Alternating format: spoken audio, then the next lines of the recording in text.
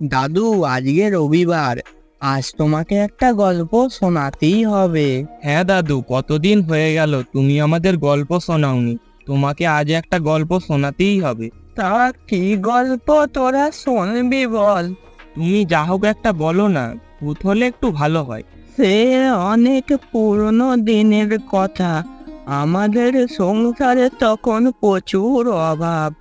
বাড়িতে পয়সার জন্য সব সময় ঝামেলা লেগেই থাকতো। পাশের বাড়ির বন্ধু সঞ্জয়ের সাথে আমি প্রতিদিন যেতাম মাছ ধরতে নিমাই বিলে। যা মাছ ধরতাম কিছু বিক্রি করতাম আর কিছু আমাদের খাওয়া হতো। সেদিনও আমরা দুজন মিলে কথা হয়েছিল, সঞ্জয় আমাকে ডাকতে আসবে ভোরবেলা, আর আমরা দুজন যাব মাছ ধরতে। বিকেলবেলা আমরা মাছ ধরার সব যাবতীয় জিনিস জোগাড় করলাম। রাত্রির বেলা আমি ঘুমিয়ে আছি, হঠাৎ আমার ঘুমটা ভেঙে গেল। তখন পয়সার অভাবে ঘড়ি কেনারও টাকা নেই, তাই দেখতেও পাচ্ছিলাম না যে কটা বাজে।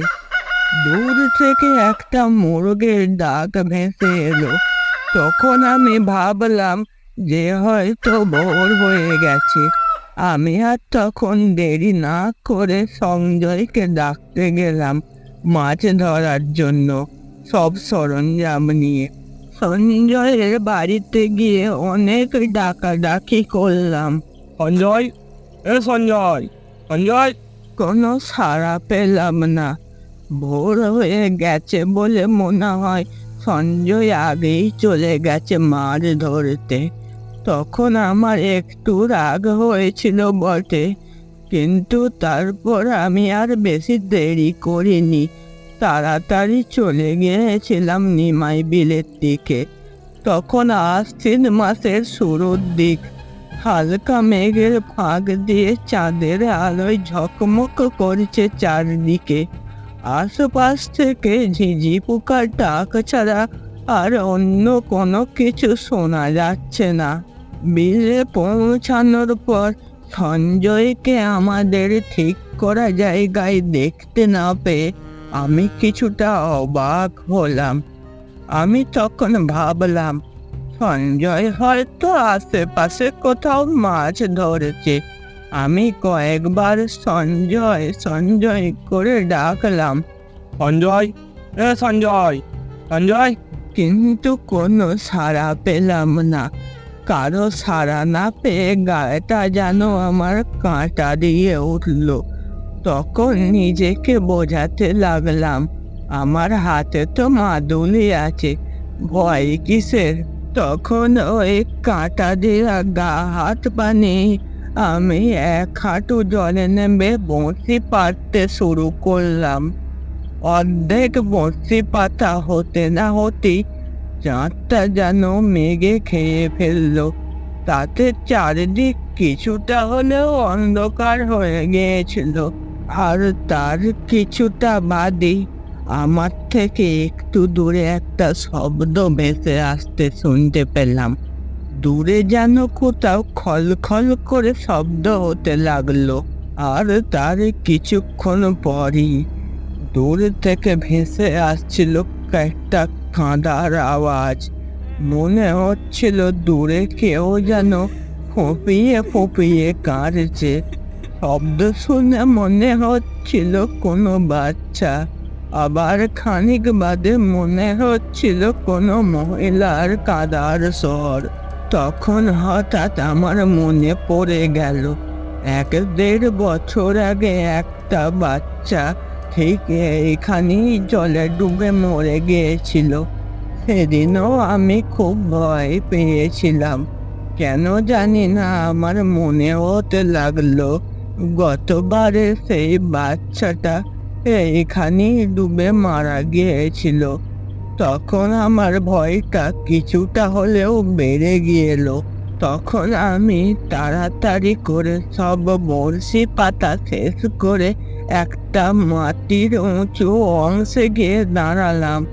ততক্ষণে মেঘ ফাঁক করে চাঁদের আলো আবার মাটির বুকেতে এসে পড়েছে। চারদিকটা আবার আস্তে আস্তে আলোয় ভরে উঠেছে। তারপর আমি চারদিকে তাকাতে লাগলাম যে সঞ্জয় আশেপাশে আছে কিনা, কিন্তু আমি তাকে দেখতে পেলাম না। হঠাৎ বিলের পাশে একটা গাছকে দেখে আমার গা হাত পায়ে যেন কাঁটা দিয়ে উঠলো। আমার সারা শরীর বেয়ে ঠান্ডা নিঃশ্বাস বইতে লাগলো, আর তার সাথে সাথে বুকের ধড়ফড়ানিটাও বেড়ে গেল। আমি তখন গাছের উপরে তাকিয়ে দেখলাম কে একজন বেগুনি শাড়ি পরে গাছের উপরে বসে আছে। তার মুখ দেখা যাচ্ছে না, যেন অন্ধকারে তার মুখ ঢেকে রেখেছে। আর ওই দিক থেকে ভেসে আসছে একটানা কান্নার আওয়াজ। আর আমি তখন ওই দৃশ্য দেখার পর ওই দিক থেকে কিছুতেই চোখ ফেরাতে পারছিলাম না। তখন ক্রমশই কান্নার আওয়াজ জোর থেকে আরো জোর হতে লাগলো। তখন আমার মনে হচ্ছিল ওই কান্নার আওয়াজ আমার দিকে ধেয়ে আসছে। তখন আমার আস্তে আস্তে গা হাত পা ঠান্ডা হতে লাগলো। আমার চারপাশ দিয়ে যেন ঠান্ডা স্রোত বয়ে গেল। আমার গলা তখন শুকিয়ে কাঠ হয়ে গেছে। কিছুতেই কোনো আওয়াজ বার করতে পারছিলাম না মুখ দিয়ে। আর তাছাড়া চিৎকার করলেই বা শুনবে কে আমার কথা? আমার আশেপাশে তো কেউই নেই। তখন আমার মনে হচ্ছিল পেছন দিক থেকে কেউ যেন এক্ষুনি এসে আমার গলাটা টিপে ধরবে। আমি তখন মনে রাম নাম জপ করতে থাকলাম একদমে, আর আস্তে গলায় দেখে উঠলাম সঞ্জয়। তখন দূর থেকে সঞ্জয়ের আওয়াজ শোনা গেল, এই তো আমি, তোর কোনো ভয় নেই আর। তখন আমি দেখলাম সঞ্জয় দূর থেকে চিল্লাতে চিল্লাতে আসছে। তখন আমি খেয়াল করলাম সেই কান্নার স্বরও কমে গেছে। আমি তারপর গাছের দিকে লক্ষ্য করলাম যে গাছের ওপরে কেউ আছে কিনা। তখন আমি তাকিয়ে দেখলাম গাছের উপরে আর কেউ নেই। তারপর সঞ্জয় আসতে তাকে সব ঘটনা খুলে বললাম। তারপর আমরা দুজন গল্প করতে করতে মাছ ধরলাম। তারপর থেকে ওই বিলে আমি আর কোনোদিনও মাছ ধরতে যাইনি। তাহলে তোমার গল্পটা কিরম লাগলো কুমার? হ্যাঁ দাদু, আমার গল্পটা বেশ লেগেছে। আর তোরা যদি এরকম গল্প আরো শুনতে চাস তাহলে একটা কাজ করবি, ইউটিউবে যাবি, ইউটিউবে দেখবি আরটি এনিমি ওয়ার্ল্ড নামে একটা চ্যানেল পাবি। চ্যানেলটাকে অবশ্যই সাবস্ক্রাইব করে রেখে দিবি, আর পাশে থাকা বেল আইকনটা বাজিয়ে দিবি। তাহলেই দেখবি তোরা নতুন নতুন সব গল্প খুঁজে পাচ্ছিস। কি বন্ধুরা, তোমাদের কথাটা মনে থাকবে তো?